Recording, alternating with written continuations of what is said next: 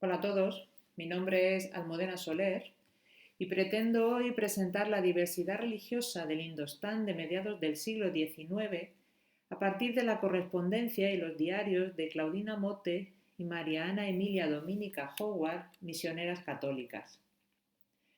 Mi reverendo padre, vengo a suplicarle que me encuentre 6 religiosas europeas de alguna orden dedicada a la educación de la juventud. He aquí mi propósito. El único medio de conversión en las Indias es la educación que ofrece un camino más largo, pero que es también la que presenta más probabilidades de éxito. Hay una infinidad de familias pobres que nos darían gustos a sus hijos si nos ofrecemos a alimentarlos y a encargarnos enteramente de ellos. Podrían también, durante su educación, ganar algún dinero que ahorrarían y se les entregaría al salir del establecimiento, con el cual poder hacer frente a sus primeras necesidades y evitar la tentación de volver a sus supersticiones si se vieran en la miseria. Estas líneas pertenecen a la carta que Monseñor Borgi, capuchino italiano y por aquel entonces coadjutor del vicario apostólico de Agra en la India, envía en febrero de 1841 a quien era vicario general en Gap de Francia, el señor Rosat.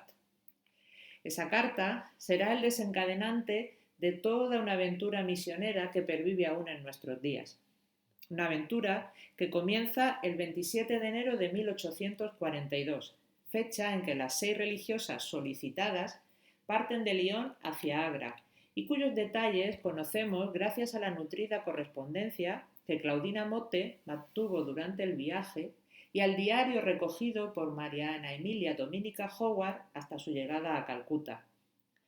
Claudina Motte, que sería Madre María de Santa Teresa en religión, era lionesa de nacimiento y pertenecía a la Congregación de Religiosas de Jesús María desde 1825, habiendo convivido, por tanto, más de 10 años con Claudina Tevenet, fundadora de la misma. La Madre Santa Teresa escribe a lo largo de los 11 meses que dura el viaje 87 cartas. Gran parte de ellas están dirigidas a la Madre San Andrés, que es la superiora general de la congregación y que se encontraba en Lyon.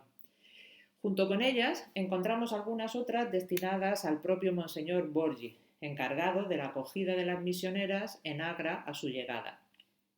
Por su parte, María Ana Emilia Dominica Howard, de religión protestante, nacida en Tours, Francia, aunque de padres ingleses, ingresó en la congregación en junio de 1841, tras haberse convertido al catolicismo. Adoptando como nombre de religiosa el de Madre San Vicente de Paúl, era aún novicia cuando parte en misión hacia el Indostán y era la única que hablaba inglés. A partir de los anales de la propagación de la fe, descubrimos que por aquel entonces el vicariato apostólico del Tíbet y del Indostán comprendía el norte de la India, Nepal, Bután y se extendía hasta Persia. Los capuchinos italianos se encontraban en dicho vicariato ya que habían sustituido a los jesuitas tras la supresión de la Compañía de Jesús. El vicariato contaba con un sacerdote indígena y 6 misioneros europeos que velaban por las almas de unos 6.000 cristianos. Situar la petición realizada por Monseñor Borgi en su contexto será el objetivo de la primera parte de esta comunicación, pasando en un segundo momento a presentar la diversidad social, cultural y religiosa de los territorios que acogen a las misioneras, así como las actitudes que se van desarrollando en ellas hacia aquellos pueblos y sus ancestrales tradiciones. Vayamos al resurgir misionero del siglo XIX y su teología. La Revolución Francesa y la época napoleónica marcaron un antes y un después en la historia de Europa en muchos ámbitos, y entre ellos el de la misión. Tras la Revolución, las misiones adyentes de la Iglesia Católica se encontraban en una situación deplorable. Pero, a pesar de ello, la situación en Europa propiciaba que los responsables eclesiásticos dirigieran sus esfuerzos hacia el mantenimiento de la fe de la propia sociedad europea, convirtiendo esta actividad en su actividad misionera. Un ejemplo claro de ello lo encontramos en la diócesis de Lyon, en Francia, a principios del siglo XIX, con las misiones parroquiales del vicario general Línsolas, o también en la respuesta del episcopado francés ante una demanda de sacerdotes para las colonias, y los obispos responden: estas son nuestras indias están aquí, en Francia. Sin embargo, más allá de este posicionamiento de la jerarquía, la gran convulsión vivida por la Iglesia europea provocó un movimiento de renovación general que hizo nacer un impulso misionero en países como Francia o Alemania sin antecedentes. Ser católico implicaba, ante todo, ser misionero, aunque luego las formas de concreción fuesen muy variadas. El gran movimiento del siglo XIX tiene pues sus raíces en asociaciones laicas, en el resurgir de institutos que habían sido reducidos con anterioridad a la clandestinidad, y también en la fundación de numerosas congregaciones, sobre todo femeninas, que si bien en un primer momento surgen para dar respuesta a las necesidades sanitarias y de educación, rápidamente toman un carácter misionero. Una de estas congregaciones será la Congregación de los Sagrados Corazones de Jesús y de María, que cambió precisamente su denominación a Religiosas de Jesús María, coincidiendo con el inicio de su misión en la India, y a la cual pertenecían las 6 religiosas que parten hacia Agra en respuesta a la solicitud de Monseñor Borgi. No sé si me equivoco, leemos de la Madre Santa Teresa, pero quizá nuestra congregación esté llamada a ser una congregación totalmente misionera. Junto con este resurgir misionero constatado en la sociedad europea a principios del siglo XIX, hemos de señalar que con la victoria sobre Napoleón en 1815, Gran Bretaña se convierte en la nueva gran potencia, reemplazando a potencias como Francia, Portugal o España. Por otro lado, con el desarrollo de la navegación a vapor, Gran Bretaña domina los mares, convirtiéndose en una de las naciones más poderosas y ricas del mundo. Todo ello estimula y favorece una espectacular expansión misionera protestante hacia destinos como China, como África o como el que nos ocupa, la India. En un siglo, entre 1815 y 1914, casi 400 millones de personas son anexadas al Imperio Británico a través de sus colonias. El debilitado estado de las misiones católicas y la falta de sacerdotes católicos, junto con la expansión de las misiones protestantes, favorece que las familias de los soldados ingleses e irlandeses destinados en estos años en gran número en la India tuvieran que ser asistidas por pastores y sus hijos ser educados en escuelas protestantes. Su pobre padre católico, escribe nuestra religiosa, sin sacerdote durante muchos años, rodeado de protestantes y de sus ministros, hizo que ellos bautizaran a sus hijos, pensando que era mejor que fueran a una iglesia protestante que quedarse sin ir a ninguna. De ahí que el vicario de Agra indicara en su carta: la misión que propongo tiene un doble objetivo: educar a las nativas, pero también a las europeas. La carta que la Madre Santa Teresa envía a la Superiora General desde Allahabad, al norte de Calcuta, el 5 de noviembre de 1842, responde a esta inquietud, además de poner sobre la mesa las diferencias sociales propias de la época. Dice: en Agra tendremos 3 establecimientos separados. Esta separación es aquí quizá todavía más necesaria que en Francia. Uno será para el pensionado, donde acogerán a las hijas de los altos cargos ingleses presentes en las colonias indias. Otro para las hijas de los soldados, tanto irlandeses como ingleses. Y el tercero para las pobres pequeñas indias. Aquí hay que recordar que gran parte de las jóvenes inglesas que acuden al pensionado tienen a su servicio una pequeña india que es acogida en la Providencia. Si nos detenemos brevemente en este punto, descubriremos rápidamente la diferencia en los modos de evangelización, católicos y protestantes. Los protestantes, y sobre todo los anabaptistas, escribe nuestra misionera, están asustados por el espantoso ejército que se les acerca. Se reúnen en comités, hacen suscripciones para hacer venir de Inglaterra a un profesor con su mujer para poder abrir un pensionado y creo que también un colegio.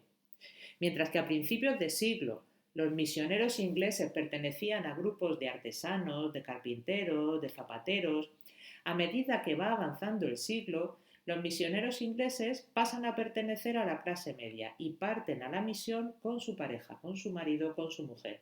Los misioneros católicos, que son religiosos y sacerdotes en su mayoría, acusan a dichas parejas de destinar el dinero dirigido a las misiones al sostenimiento de sus familias. Y así lo podemos leer en los anales de la Asociación para la Propagación de la Fe. Los misioneros protestantes no renuncian a nada, ya que tienen esposa e hijos. Las donaciones se utilizan para proporcionar pensiones a las viudas de los pastores. Por lo que respecta al plano teológico, no se puede afirmar, no podemos afirmar que el movimiento misionero del siglo XIX haya sido el fruto de una fuerte reflexión teológica sobre la misión. Esta reflexión no llegará hasta comienzos del siglo XX, con la publicación en 1919 de la Carta Apostólica Maximum Illud sobre la propagación de la fe católica en el mundo por Benedicto XV. El eje en torno al cual gira todo el movimiento misionero del siglo XIX es, por tanto, el de la salvación. En Europa, la jerarquía eclesiástica se preocupaba por combatir a Satán, el Satán que se había introducido en las sociedades europeas a partir de la Revolución. En los territorios de misión, por contra, la función de los misioneros era la de ganar almas para Dios, tanto de los infieles, que eran los protestantes, como de los idólatras, en nuestro caso los indios, que en parte eran maometanos, como leemos en las cartas de nuestra protagonista, y en parte seguidores de religiones ancestrales. Dice: Dios tiene subdesignios sobre nuestra pequeña congregación, dice la Madre Santa Teresa. Quiere servirse de ella para la salvación de un gran número de almas en Europa y en las Indias. La dispensación de sacramentos daba muestra del número de almas ganadas para Dios. Incluso encontramos algunos casos en los que nuestras misioneras bautizan a niños sin que los padres lo supieran. Y ahí leemos: temiendo que los padres sospecharan lo que quería hacer, pidió un trozo de tela y lo mojó lo suficiente para que al escurrirlo cayera un chorrito de agua sobre la cabeza de la pequeña. Así lo hizo pronunciando las palabras sagradas que convirtieron a la pequeña, que era maometana, en una cristiana. 2 horas después, su alma pura subía al cielo, donde espero que esté rogando por nosotras. Pero ¿cuál era la diversidad religiosa y cultural que se encontraron? De las cartas de Claudine Motte, y sobre todo a medida que recorremos el diario de nuestra novicia de origen inglés, descubrimos el gran choque cultural que esta aventura supuso para las 6 misioneras. Para nosotras, dice, fue un espectáculo muy singular, esto lo escribe al llegar a Alejandría, el ver tantas caras negras, tantas costumbres extrañas, y el oír hablar el griego, el árabe, el turco, el armenio, en vez del francés. La mayor parte de las casas, escribe Howard al llegar a El Alfé, en Egipto, no tienen techo ni puertas, parecen casetas de perro, tal vez ni para esto servirían en Europa. En Agra, los indios tienen una tez muy oscura, aunque hay algunos con la tez bastante clara, es decir, cobre pálido, pero en general su color es el de la madera de nogal barnizada. Admiran mucho a las personas gruesas, se alimentan de arroz y de carne. Se ven jabalíes, pero nadie los toca. Son muy descriptivas. La sorpresa ante lo diferente no fue menos, como era de esperar, de la parte de quienes acogían en su tierra a las 6 misioneras. Y así leemos: nos colocaron en una tribuna y vigilaron la puerta para que no pudiera entrar la gente que se agolpaba deseosa de vernos. Como en la ciudad habían oído decir que iríamos a misa a esta iglesia, la iglesia se llenó de gente desde el alba y la afluencia duró hasta última hora del día. Las diferencias culturales, reflejadas en la vestimenta, los alimentos, las casas, no tardarían mucho en hacer salir a la luz la convicción que habitaba en la inmensa mayoría de los misioneros que aventuraban su vida para salvar las almas de esos pequeños salvajes. La superioridad de su universo cultural de origen no presentaba para los misioneros ningún tipo de duda. Y es que, si echamos un vistazo a la historia de la misión, vemos que ha estado marcada continuamente por la estrecha relación entre cristianización y civilización. Quizá fue aquí, quizá fue en el siglo XIX, cuando se comenzó a pensar cuando comenzó a surgir la duda o la pregunta sobre si es posible evangelizar, cristianizar, sin aportar simultáneamente la cultura de la civilización europea a la que pertenecían gran parte de los misioneros. Si bien entre las destinatarias de la misión de nuestras religiosas encontramos a las hijas de familias inglesas e irlandesas con una cultura europea, la idea con relación al pueblo indio que encontramos en el imaginario de la Madre Santa Teresa y de sus compañeras no es muy diferente a la predominante en la época. Pobres ciegos. Sus ideas son absurdas y sus ídolos espantosos. De hecho, el mismo Monseñor Borgi, en su deseo de expandir la misión educativa de Jesús María en otras ciudades del Vicariato del Indostán, deja manifiesta su desconfianza ante las vocaciones religiosas nativas, ya que se dejan influenciar fácilmente, dice él, por las costumbres del país. Con el paso de los años, sin poder afirmar que la transformación vivida por las misioneras las lleve a considerar en un plano de igualdad a ambas culturas, sí que se comienza a vislumbrar destellos de una cierta valoración de la cultura y costumbres autóctonas. El padre Máximo, escribe la Madre Santa Teresa, estaba muy equivocado al pensar que aquí están muy atrasados. Las niñas de la Providencia tienen el mejor espíritu del mundo. Es un error pensar que el pueblo indio no es capaz de agradecimiento y de una vida activa y civilizada. Pobres gentes. Si el gobierno inglés no los hubiera oprimido, serían capaces de tener tan buenos sentimientos como los europeos.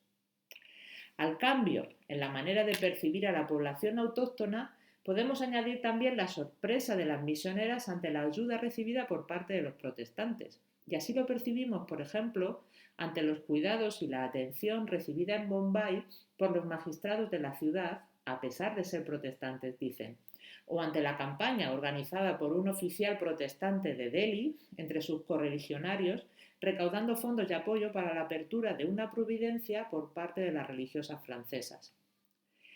A medida que las religiosas se van introduciendo en la vida y los ritmos del país, la religión con los protestantes europeos se va viendo también afectada. Y descubrimos así cómo las misioneras, aunque no muy gustosamente, se quitan el rosario que cuelga de sus hábitos para no molestar a los protestantes, dicen, o adaptan sus horarios de comida, clases y descanso a las costumbres inglesas que estos habían introducido en el país. Pero de un modo similar, la vida va llevando a las religiosas francesas a ir entablando relaciones e incluso un cierto modo de amistad con la población india, más allá de las niñas que acogen de la Providencia, en la Providencia. Los prejuicios del país y las diferentes castas obligan a las religiosas, por ejemplo, a tener multitud de criados. El que barre en la casa perdería su rango, leemos, si barriese delante de la casa o en el jardín. Hace falta uno para quitar el polvo de los muebles, pero el que pone los cubiertos no puede limpiar la mesa, no es propio de su casta. La mujer que barre no puede ayudar a vestir a las alumnas, es paria. Las necesidades del día a día hacen que nuestras misioneras, junto con alumnas, sirvientes, militares, familias, vivan en primera persona ese diálogo de la vida y ese diálogo de las obras, dos de las formas del diálogo a las que siglo y medio después pondrá nombre el documento del Consejo Pontificio para el Diálogo Interreligioso, Diálogo y Anuncio de 1991, recogiendo las indicaciones de diálogo y misión publicado en 1984 por el mismo organismo bajo su denominación anterior, Secretariado para los No Cristianos. En conclusión, no podemos ser ilusos. No podemos olvidar las características propias de la sociedad del momento, las diferencias culturales y sociales, y tampoco los objetivos que subyacen en la actividad misionera de la segunda mitad del siglo XIX. Sin embargo, la nutrida correspondencia con su tierra natal nos describe magníficamente cómo aquellas misioneras que parten de Lyon hacia el misterioso Indostán y se embarcan en la aventura de convertir para Dios las almas de los salvajes que creen en la reencarnación e idolatran a monstruos, van descubriendo, al ritmo de la cercanía, de la convivencia, de la tolerancia, ellas van descubriendo la dignidad y la valía innata de todo ser humano. Muchas gracias.